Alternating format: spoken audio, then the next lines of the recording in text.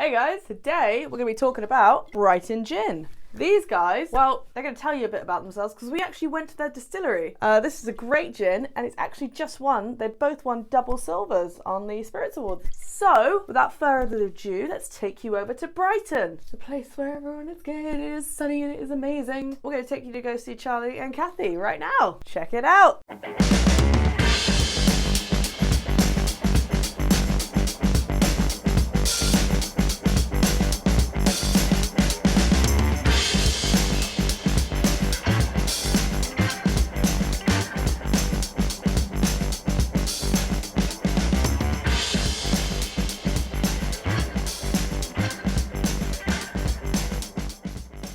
So we've been working on Brighton Gin for, actually it's our 7th legal birthday this week, so your timing is brilliant. But it's fair to say that I've been researching and working on all things gin shaped for the last 9.5 years, which actually is a terrifying amount of time. The whole idea for Brighton Gin came actually after a really late night dancing around a friend's kitchen table till 3 or 4 in the morning on the gins, and was then going for a run down the seafront the next day, and as I was running I was thinking, God, if I'd been drinking, if I was really into red wine at the time, if I'd been on the red wine, would I be off my sofa or let alone dressed and out the house? And then had that proper thing of going, gin, gin has always been my friend. Brighton is a place that needs to get away with it on a really, really frequent basis. And it's like, boom, that's it. Brighton needs its own gin. There are always bubbles in ideas, right? And I thought that I was like, right, immediately turned around and ran home, shuffled slowly home. But, this is nearly 10 years ago, so I was a bit fitter and thinner. And was like, well, if someone else is trying to make specifically something called Brighton Gin, brilliant. All credit to them, off they go. But it turned out not only was no one trying to do that, but there'd never been a distillery here. And it's like, great, fantastic. I'm going to learn how to make gin and start a distillery. How hard can it be? Well, thank God I didn't know how bloody hard it is, actually. Like all these things, it's good to, if I'd known all of the obstacles, legalities, actually I think, making gin, learning the distilling process and things, actually that's the simple and really, really rewarding bit. It's everything else around it. So I'm glad that I didn't know how hard it was, or that would have just stayed on the ideas pile, I reckon.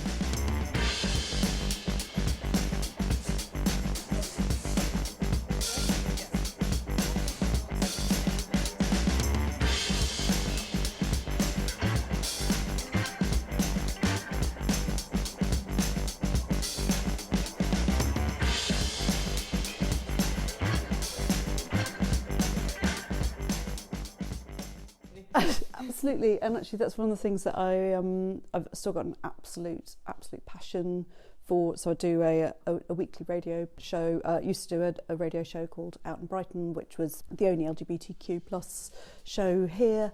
I absolutely, so I had to put my hands up and say that although I am a Brighton obsessive, I'm not born and bred.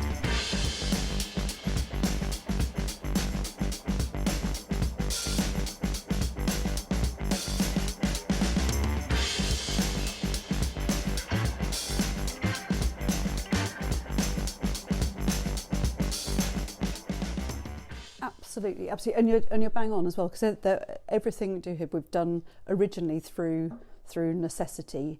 There's the fact that we're using leg wax warmers as to warm the wax for the bottles, but everything originally was because we didn't have the cash to do it any other way, or actually the knowledge to. I didn't know about bottling lines or any of those kind of things. So, but as we've grown and developed. And I've realised actually how unusual it is for stuff we're genuinely a small batch, handmade product. And actually I think that's something that we really want to keep hold of. I bloody love the fact that you can, so I'm no longer allowed to wax bottles because I get a slightly rude little rude. We'll just say rude. They're slightly rude. They can a different result can come out in the wax. They can have little images on them. So I don't do that anymore because it is too rude to have. Well, they're quite nipply, or they can be a bit phallic. Often both. And nothing wrong with that. But I really love the fact that actually I can go into a shop and I know who's done which bottle. Really? Yeah, because we'll have slight, slight wonks and with things, and certainly it's something that I really want us to keep doing, is to be handmade. Also, I mean, the flip side is often we'll have people on Facebook going, why is your gin 38 quid when the inevitable, when I can get a bottle of X from Aldi for this amount of money? And then that thing of needing to have the conversation about going, the reason why our gin is £38 is because actually Paul's peeled all of the fruit by hand to go into the distillations, we've cut it by hand, it's all been bottled, you know, all of those things that actually in a bottle of whiskey someone would go, that must be a sign of quality, but not necessarily with gin yet. I am ranting.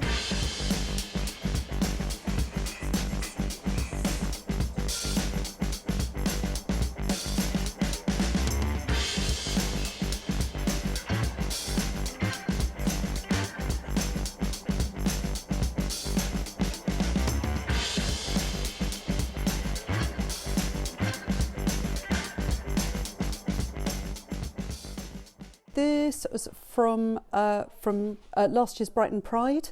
Of course, there isn't going to be a Brighton Pride as we know it this year, but it was the anniversary of the Stonewall riot, stroke uprising, whatever word you want to use, and I think there were lots of debates locally and probably nationally as well about the meaning of pride and what is it.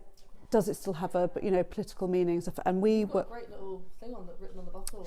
Yeah, so it's just as pride is a protest, which is so we work every year with a different LGBTQ plus artist who does the design, and this is by a pop artist called Hizzy Fletcher, and she was specifically wanting to kind of put that message about actually, pride is political as well as having a flippin' amazing time.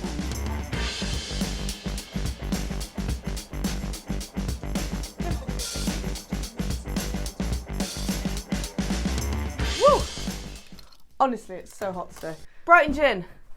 Pretty cool, right? So we got to go to the distillery, got to dip bottles in wax, got to do these wax seals, got to label the bottles. It's all done by hand. It's probably the smallest distillery I've ever been to, and actually my favourite by far. It's super cool. It's a seriously hands-on operation. Like the bottle I'm holding right now has, been done by the guys, labelled by the guys, everything, and all dipped. And I didn't realise how difficult it is to do the wax seal because they have such high standards. It has to be below a certain point, can't have any bubbles in it, and it can't be too lumpy. And it's great. So I've got the navy strength in my hand right here, and I've also got the classic strength gin. So today I'm going to be making for you a classic cocktail. It's actually Kathy's favourite. She is the founder and owner of Brighton Gin. Go and book a distillery tour in the Gin Cave. They are so lovely. It is unreal, and they'll get you a little bit merry. Today we're going to be making a Corpse Reviver No. 2. It is adapted from the Savoy Cocktail book. I think it was Harry Craddock who wrote the Savoy Cocktail book. Or well, he definitely said the famous quote that if you were to have these shots in quick succession, it would revive you. So hence Corpse Reviver. So this is a drink which is one of my favourites. It's super simple to make, absolutely lovely. So all you're going to need is gin. So I'm not going to use navy strength gin because you just want like a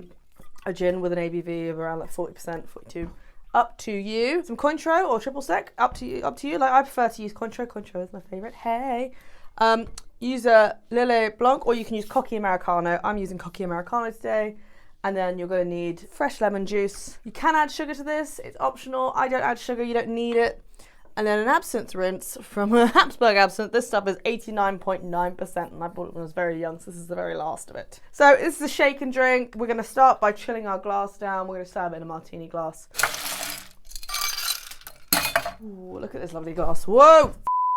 So that is going to go to the side for now. We're going to put that there. And we're just going to get our tin. We are going to start with our lemon.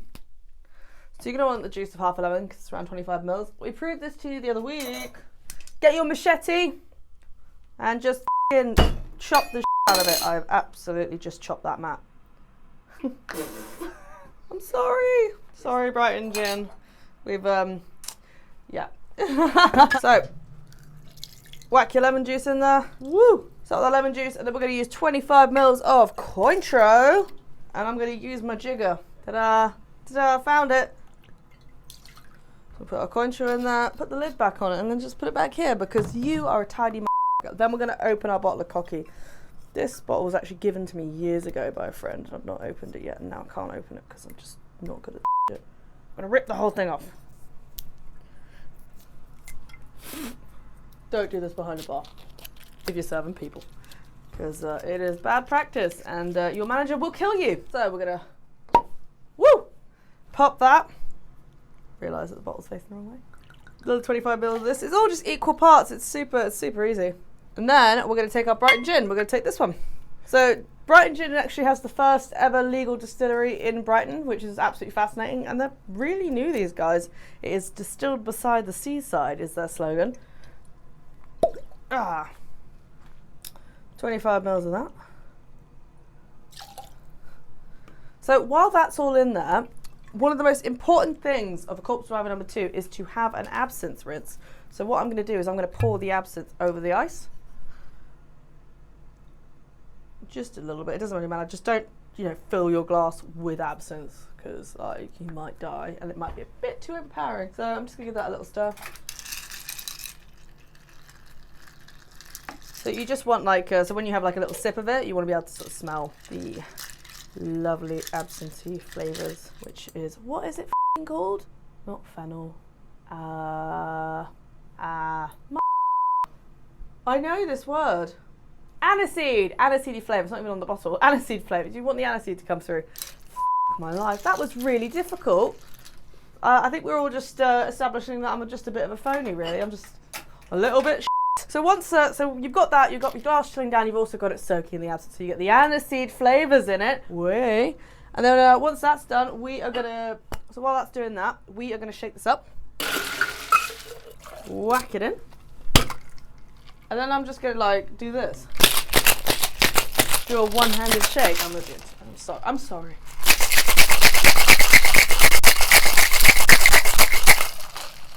Yeah! Go for it. I'm gonna give it a little cheeky taste. I love a Corpse Reviver. And the reason why I love a Corpse Reviver is because you can taste every single ingredient in it so clearly, so crisp. It's a strong drink, but it is fantastic. It's one of my favourite gin drinks. I never used to like gin, and then I started running London Cocktail Club Goose Street, and that was a bar that was known as the Gin Punk Palace. I was like, crap, it's super important to like gin. So I was going to friends, I was like, what can I drink with gin? And I realised it wasn't that I didn't like gin, I just didn't like tonic. I hate quinine, which is like the main flavour in it, and I just thought it tasted awful. And then I started getting into gin martinis and Corpse Revivers, all that kind of stuff, and then gin has become a definite friend for life over the years. So we're going to fine strain it. It is important to fine strain this drink because it is a delicate drink and you shouldn't have any shards in it. And this is one of the great classics. You do have the Corpse Reviver number 1. Not really my thing. Don't really like it personally. Very different ingredients. And then you are going to do a lemon peel. You can either leave it on the side of the drink or you can discard it. It's up to you. Basically, you just want the lovely bitters from the citrus. So if you want to know more about citrus, the bitters you get in sort of citrus fruit and all that kind of stuff, there will be a Cocktail Mechanics in a couple of days, which you can watch. So what you're going to do, just going to get it, you're just going to go up the stem, do it from a distance because this stuff travels far, and then you're going to go over the top. Woo! I will give you a nice garnish because you know what, I think you behaved yourself this week. Big-ish peel, not that big, just a peel. And then I'm going to get my bar knife, my little bar knife. I don't have a little bar knife. One time I needed something small, it's fine. I'm going to use my axe instead for precision purposes, and I'm going to cut up the other side of the mat. Cut the sides, off the peel. I think we should do a Cocktail Mechanics on how to cut a damn peel. We're going to do that, aren't we, Ali? Sounds so happy about it. We tried it once and it failed. It's the sound that failed. So happy. And then I'm just going to balance it there. Okay, cool. So that is your Corpse Reviver number 2. It's a fantastic classic. So it's actually Kathy's favourite, who runs Distillery. So Kathy and Charlie, 2 very rad people. Go see them. It's probably the most diverse distillery I've ever been to. But also the whole point of it is they weren't even trying to be diverse. They were just being themselves. And the great thing about Brighton is just a fantastic sense of community. And this is some of the best products I've tasted. Also, during the pandemic, they came out with their very own hand sanitizer. Look, mint and rosemary. Stay safe out there, kids. And also it came with a great little refill bottle, which I will not drink. But this does have an ABV to it, I think. Most of it does. And they've got these lovely little miniatures, and they even wax them as well. So if you like Brighton Gin or interested, you can buy this stuff in Marks and Spencer's. It's on the shelves. It's about 38 to 40 pounds a bottle, something like that. It's a premium gin. It's delicious, and they're just so lovely there. So thank you for having us. Thank you for inviting us down to your distillery. Me and Ali had such a great time. This is a cocktail dedicated for them because it is one of their favourites. If you can get the chance, go down there, go book a tour. It's definitely worth it. It's like £30 to go down there and book a tour. Get to see the gin cave, get to see the whole process, taste some fantastic stuff. We even got to taste like their cupboard of stuff and some of their new stuff coming out. Oh, my peel's gone in the drink. We even got to taste some of their new stuff coming out. So they have some exciting things lined up. I'm super excited to see how this brand develops. And yeah, we will see you next week. Well, I'll see you on Wednesday because that's when my cocktail mechanic thing's out. And Ali will see you Friday. He will see you now. Anyway, cheers, bitches. I love you loads. I will see you soon. And if you can't be good, be careful. But like, be good, don't be. Oh my God, there's a massive spider. Oh, no, I'm not. No! Oh, it's huge, it's huge, it's huge. Bye! It's a bit.